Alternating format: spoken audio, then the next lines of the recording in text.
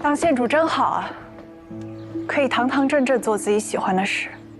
这宫中所有女子，我最羡慕的就是你了。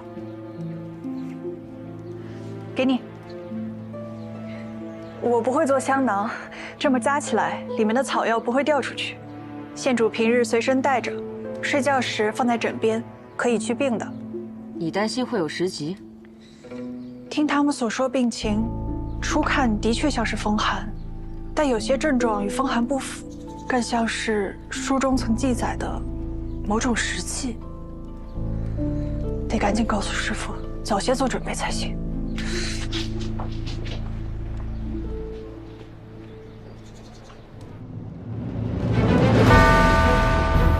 宫中突发时际，速令各宫严加防范。是。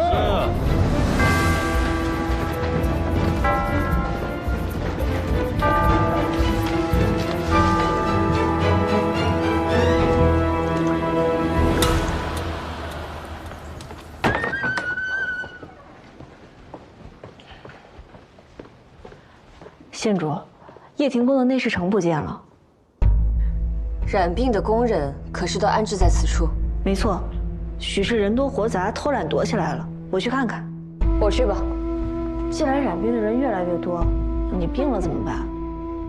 当然是你来照顾我了。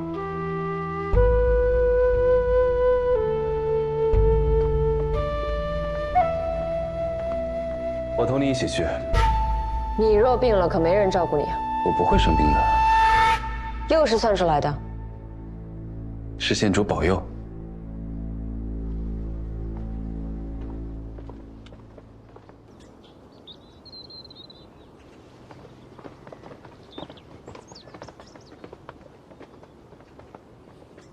最后一次见到内侍城是什么时候？昨晚戌时末，内侍臣将宫院里几处需要焚烧的草药点燃后，就去休息了。照安排，他应该在今早寅时末去偏殿与守夜的内侍轮值，但过了2刻，他也没来。我们担心内侍臣染病，便去找他，却发现人并不在里面。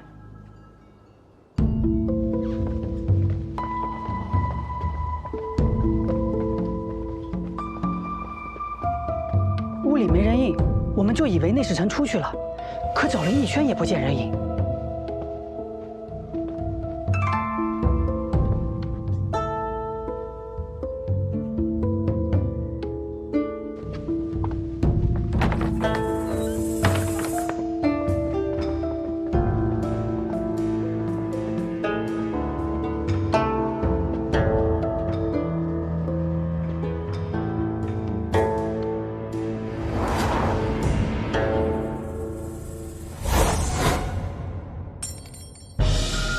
谁呀？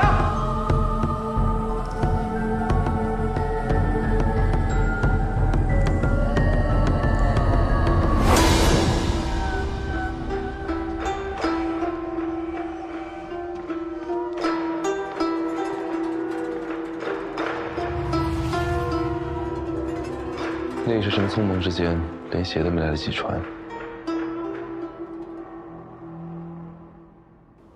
我俩昨晚亥时2刻开始值夜，一整晚都没什么动静，我们也没看到有人出来走动。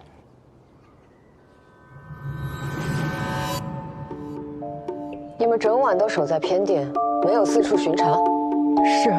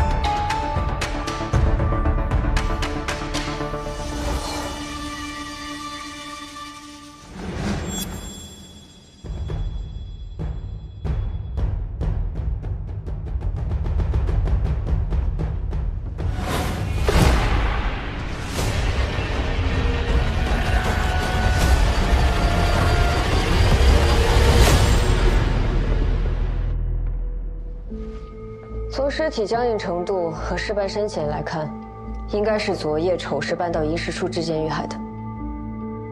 口鼻处有血迹，致命伤在啮揉处，脖梗无伤，后衣领有血。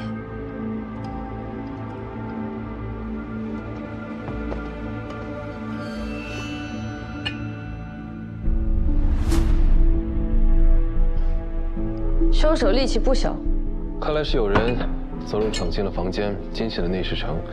内侍臣慌了间下了床，却被对方用这茶壶打中太阳穴致死。柜子顶部被床幔挡住，很难发现柜子后侧与墙壁之间有缝隙。太史丞是怎么发现尸体的？柜子靠近窗户，被阳光照射过的地方会褪色，比柜体其他部分颜色浅。若柜子未靠墙，并不能在相应的位置形成现在的晒痕。凶手将内侍臣尸体藏在角落，又故布疑阵，假作内侍臣外出的假象，怎么会忽略鞋子的破绽？昨日夜间多云，房中未点灯，连月光都没有。凶手慌乱间恐怕并没有注意内侍臣并未穿鞋。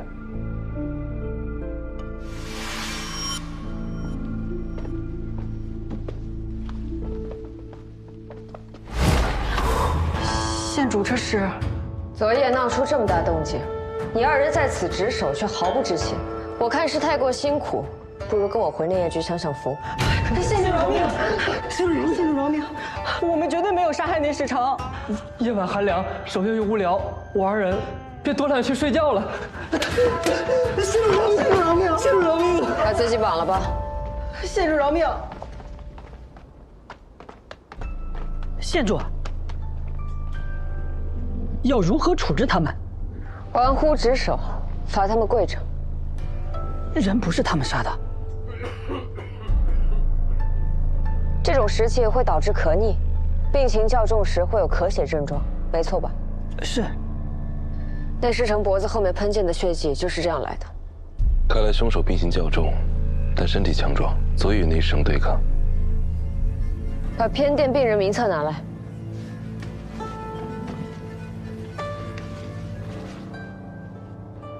大概有10几人，范围还是太大。进去看看便知。不可，不如把他们叫到偏殿门口，依次查问。他们都身染重病，除了凶手，恐怕连下床都难。你也知道他们身染重病，你若也病了，得不偿失。这也不行，那也不行，你说怎么办？我去。胡闹！我是那位，太史丞不要逞能。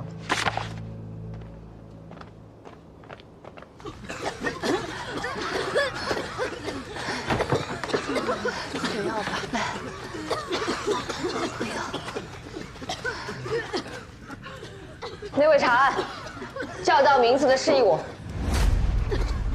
彭家坦，谁是彭家坦？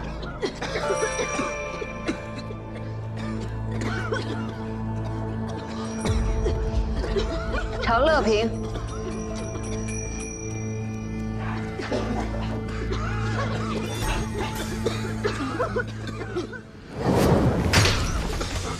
谁？吵死了！有什么可查的？不就死了个内侍丞吗？死得好！滚出去！人是我杀的。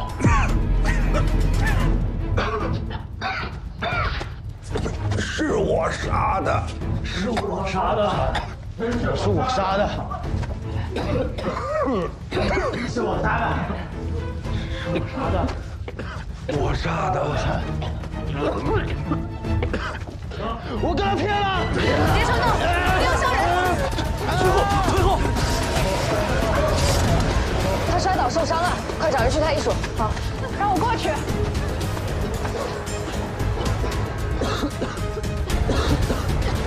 县主，立刻带大家去外面清洗双手，药草熏蒸。走。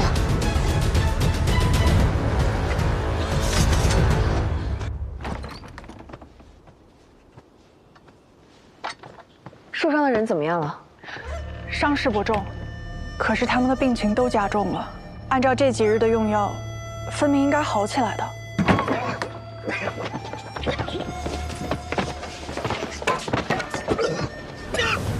人是我杀的，只求县主速速判我一死。我这病终归是好不了了，与其病死，不如一刀将我斩了。胡说！这药方是我师父开的，怎么可能治不好？你刚进来的时候并不严重，肯定是没有好好吃药。难道我们所有的人都不好好吃药吗？别跪着了，给他拿把椅子。是。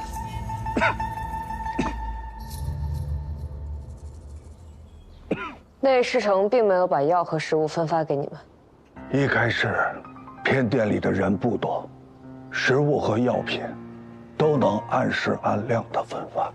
但随着病情蔓延开来以后，偏殿内的人越来越多，负责分发食物和药品的始终只有内侍城和他的6个手下。事情多，人手少，而他们也怕被感染，所以经常每天只有1顿饭，1副药。我们太医署每日不停地配药、熬药，分发到各宫院，难道他们都没有送给你们？那剩下的药岂不是都浪费掉了？我们因病待在偏殿里，不见天日，只能把所有的食物和药给那些最病弱的人吃。可人还是一个个的死掉，死了反而痛快了。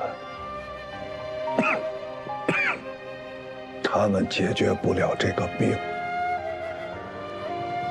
还解决不了我们这些生病的人吗？谁说的？窦昭元吃了师父的药，3天就起效了。最近的天气越来越冷，整个偏殿就只有2个炭炉，炭也不够用。偏殿本就阴湿，这么一来，所有人的病更加严重了。平日里，他们见到淑妃宫里的内侍，都是要行礼的。可在这偏殿里，可不管你有什么依仗。所以你决定杀了他？我根本没有想过杀的。昨晚，我发现夜班守卫过了亥时，就去廊檐下偷懒睡觉，我便趁机偷溜出偏殿，想找些食物回来，给那些病重的人。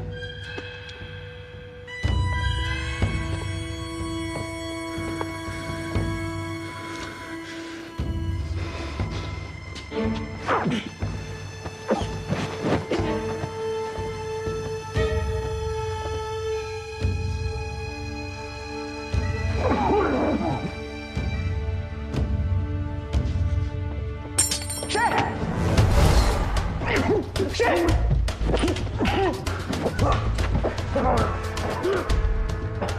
老柴，你怎么出来了？别喊！你这个病秧子！来人呐！来人呐！来人呐！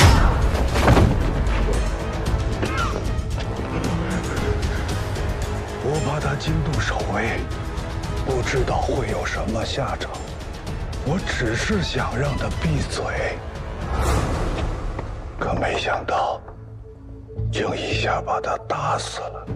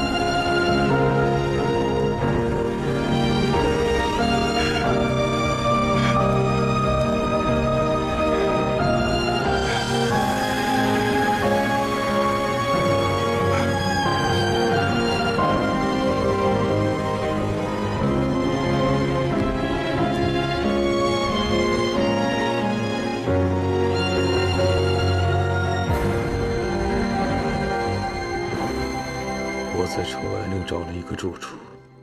细软、白胜也收拾好了，我们明天就走。我累了，我也不想让我的孩子生下来以后就经历这些杀戮。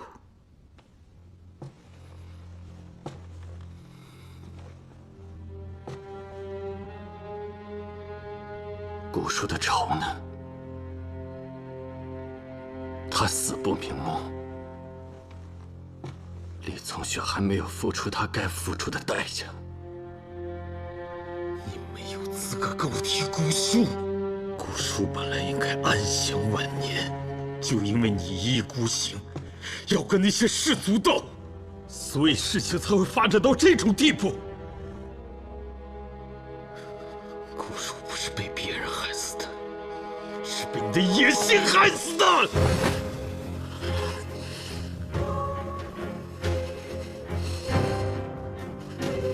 冷静点，我冷静。我凭什么冷静？我们的出生决定了，我们没办法跟那些上层人比。人活一辈子，短短几十年，认输又怎么样？认命又怎么样？你们认可以，我认。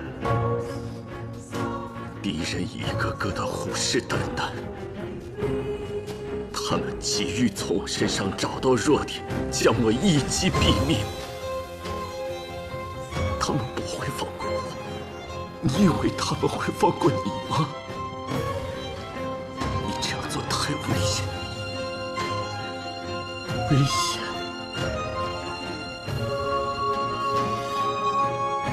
在你身边我们才危险，在你身边我们永远无法安息。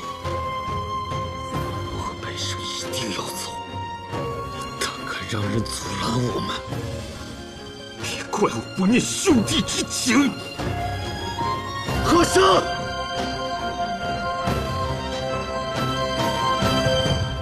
我只想让你知道，兄弟，还有家人，对我来说才是最重要的。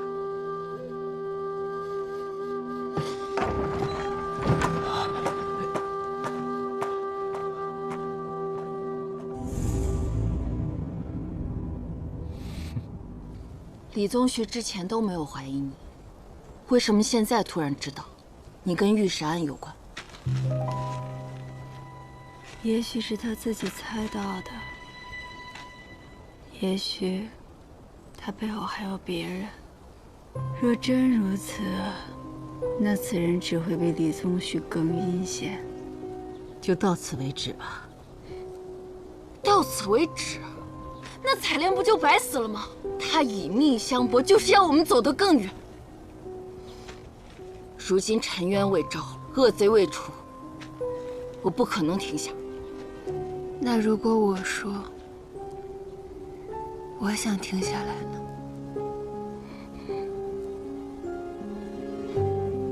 都坚持这么久了，难道你真要放弃吗？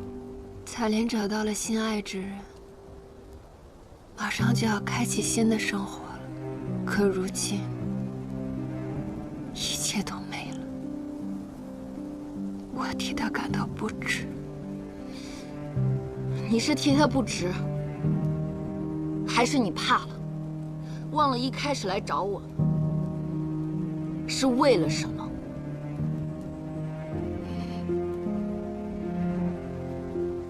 错，我确实是怕了。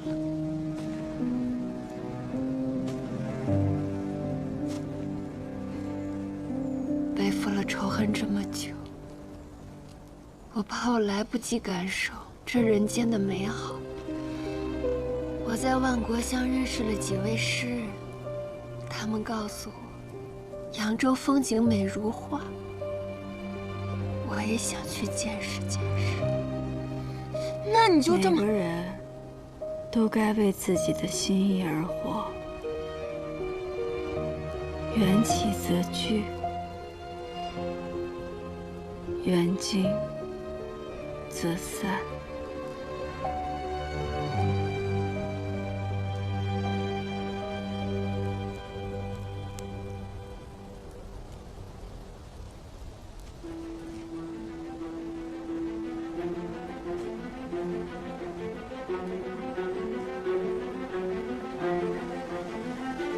平安。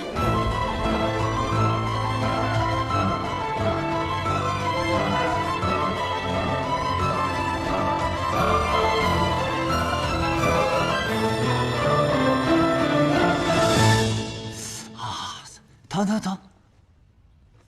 哎呦，轻点儿，你这臭医师！啊，行。哎呀，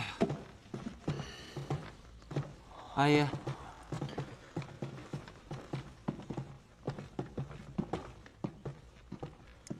你放心，阿爷吩咐过，只要看见那条恶狗，便当街打死。阿爷，我听闻来杀咱们的刺客是袁绍成派的，他为什么这么恨咱们呀？因为他投靠了武士，所以才想要阿爷的命。他不过就是个盲都……他不过就是个盲沟贱民，还想踩着咱们往上走，我定让他不得好死。好了，这件事阿爷会处理的。你呢，好好养伤，尽快好起来。布方还有很多事，要靠你盯着呢。阿爷，这要是我的话，就斩草除根，我杀了他们全家。哎呀，好了。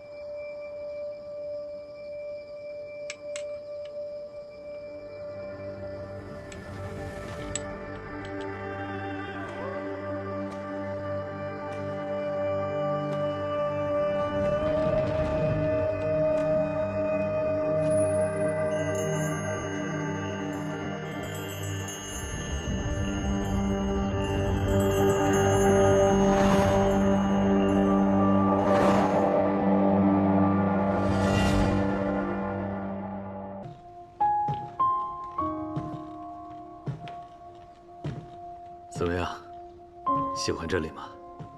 贺生，离开圣都，跟我到这里生活，你会怪我吗？怎么会呢？你都是为了我好，也是为了这个家。更何况，我们现在有了孩子。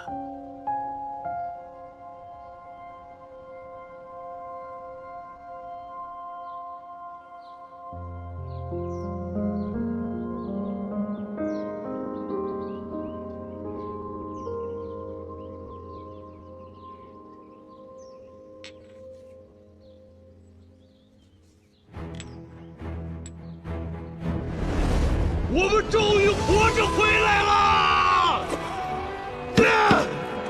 这圣都，早晚有我们兄弟俩的一席之地。少成，日后无论你想做什么，大哥一定全力支持你。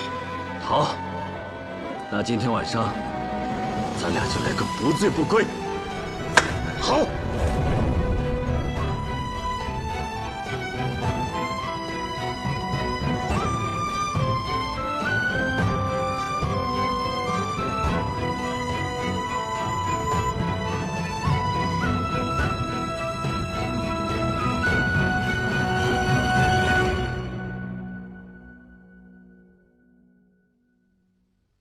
阿爷阿娘走后，我们便是由古叔一手抚养长大的。他就像我们的亲生父亲一样，现在他也走了，和珅肯定不会原谅我。那你呢？你能原谅自己吗？古叔之前就叫我停下，和珅也是。他质问我：“你已经拥有了这么多，为什么还不满足？”可你知道吗？每当我回到蒙古，我看到他们过得依然如此可怜，看到因为那些贪官、强取、豪夺，让更多的百姓像蒙古人一样陷入贫困，我就觉得我做的还不够，我还应该走得更远。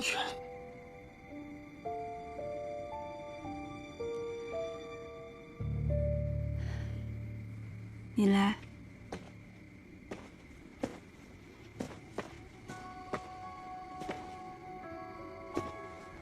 你看这棵树，不知道什么时候被虫子给蛀空了，但里面却有一颗发芽的种子。每当我灰心的时候，就在想，我要是这棵树苗，一出生看到的只有黑暗，那该多害怕！可要是因为恐惧就放弃往上生长，就永远不会知道另一头就是出路。这样一想，我就不怕在黑暗中前行了。你说过，你行走在黑暗之中，我也是。两个人一起走在黑暗中，会彼此照亮吧。刚认识的时候，咱俩恨不得掐死对方。谁能想到，现在竟然能站在一起聊天谈心啊！现在你是我在圣都很好的朋友。只是很好吗？最好的。只是圣都啊？整个大风最好的朋友。那我呢？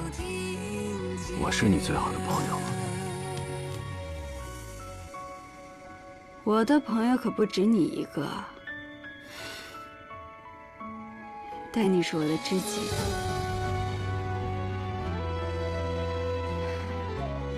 只是今日知己，来日不知是否又会成为敌人。成为敌人也总比成为陌路的好。今日乐相乐，别后莫相忘。人生一知己，足以为风尘。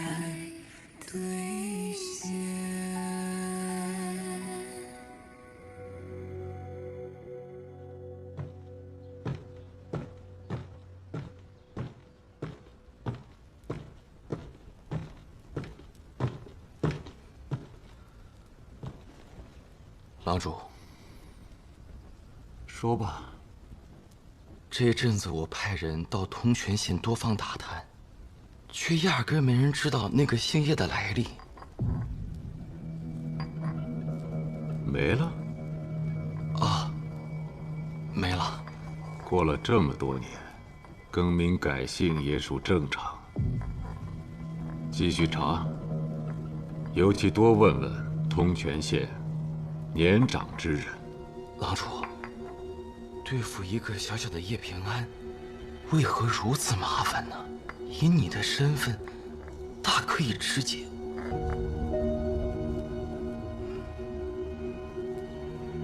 圣上忽然赐他凤鸣壶，而且还命宫中之人特意送去，你知是何意吗？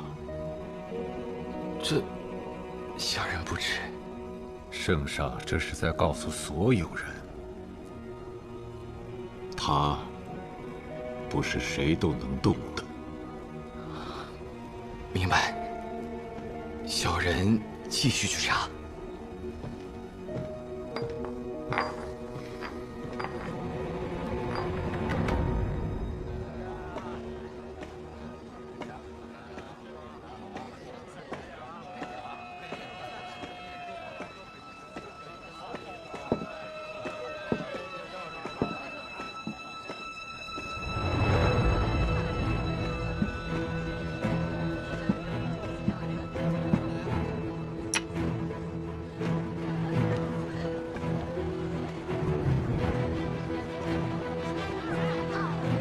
李宗旭的烙铁虽在我们手上，但将他作为李宗旭行了的罪证还不够。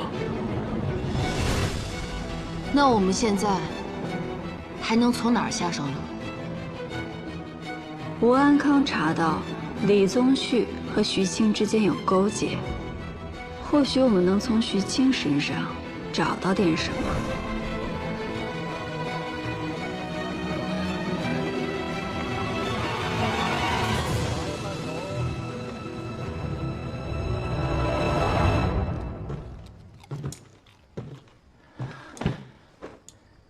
郡王，小人亲眼看见云少城兄长与他大吵了一架，离开了圣都，去到城外乡野，找了个住处。袁绍成自幼父母早亡，兄弟二人相依为命，情感应该很深厚吧？是，他很看重家人。这古书一死，明眼人都能看出来，他消沉了不少。真是个办事的好手。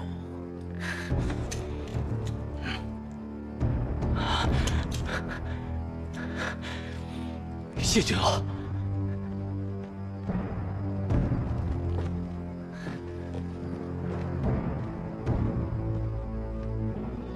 狩猎什么最重要？就是要让藏在暗处的猎物忍不住自己冲出来。这个时候才是捕杀的最佳时机。小人明白该怎么做了。阿爷，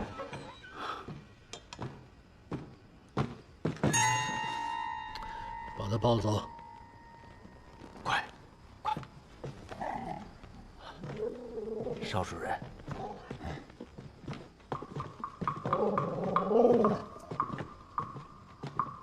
来。阿爷，你找我？我听说这个月布方的生意比上个月翻了一番，我儿长进了。这样，从明日起，你跟随陆伯拜访严剑，但记住，陆伯说什么认真听，做什么也跟着学。您终于肯让我接触沿路了。沿路里的学问多，阿耶提前让你去打理布行，就是为了练手。你是阿耶唯一的儿子，阿耶的一切将来都是你的。阿爷放心，儿子不会让你失望的。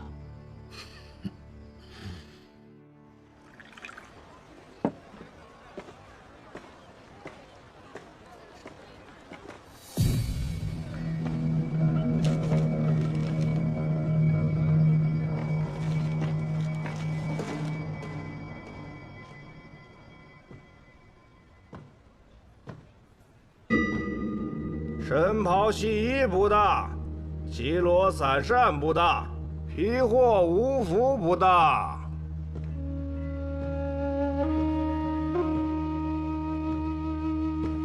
掌柜，我想将这个当了，换个喜欢的物件。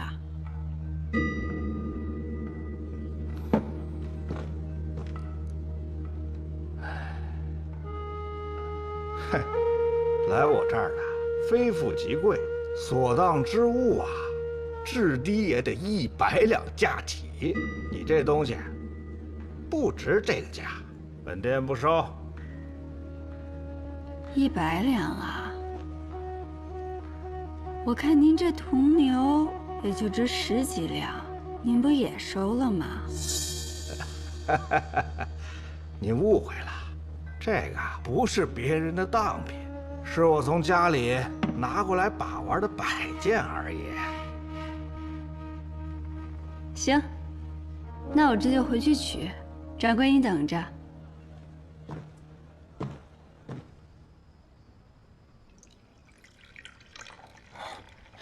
李兄，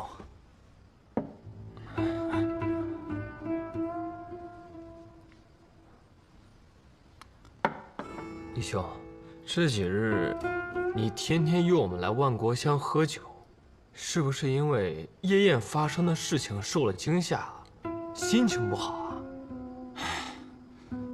我跟你们说啊，那场面我一辈子都忘不了。那家伙就死在我面前了，这血都溅我一脸。哎呦，反正从夜宴回来之后，我就一直在做噩梦。此乃冰镇化物之酒，郎君，请品尝。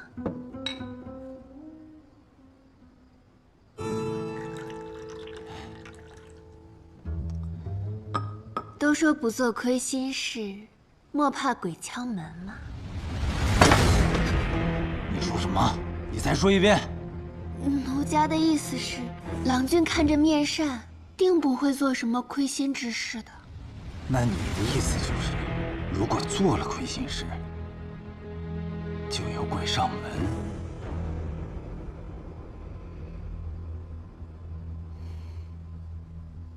郎君，莫非你做了？我当然不可能了，我堂堂正正，你们说是不是？那是自然。给我倒酒，倒是一个冰的。此酒存于我府中多年，一直未舍得喝。却之不恭，为何突然约我？不是你说过，改日要请我喝酒的吗？酒虽是好酒，但时机并非是个好时机。我不相信你会真的刺杀使臣。你和硕丹人，我知道，但你绝不会做出有损家国之事。大将军此番会面，不会是专程来肯定我的为人的吧？我听说，你还赈济过遭遇蝗灾的百姓。就凭这件事，我想帮你，不行吗？怎么帮？圣上查夜宴刺杀一事，不过是想给使臣一个交代，而使臣此番前来，只是为了和亲，不想引发冲突。我可以去找硕丹公主，说服她以和为重，将这一切归结为误会，危机自己。这事没有你想的这么简单。你手握兵权，惹人忌惮，无数人想要送你去硕丹当驸马，你都自身难保，就别替我操心了。当年在战场上，不知比如今凶险多少。我们都能把性命交付到彼此手上，怎么，你一回到这圣都，反倒畏首畏尾了？你我于战场上都可抛开对方的身份，可回来之后不行。没有人可以选择自己的出身。如果连我这样的位置都无法保护一个为百姓做事的好官，那才真对不起我自己的良心。我知道，你此次回来是想要查金元之战时颜良调运之事，对吧？你我果然有一些默契啊。既然你有怀疑，我自然也有。我也在查。查到什么了？李宗旭。那你查的并不比我快。除了他，我还查到当年的苍司使徐清也牵涉其中。徐清，虚主石慢走。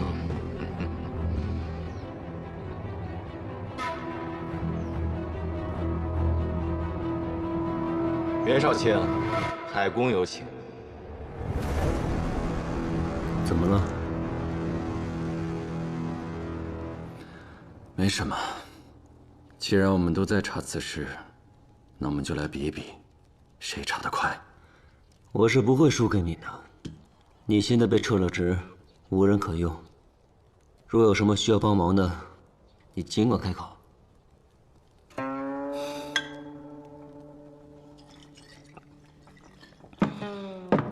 确有一事需要你帮忙。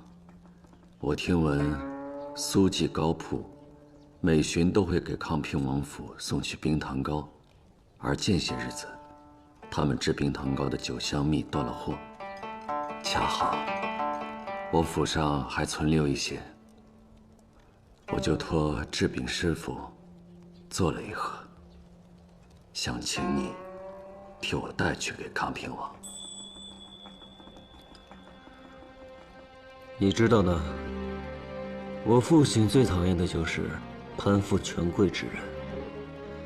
不过，我可以帮你去试试。等我消息。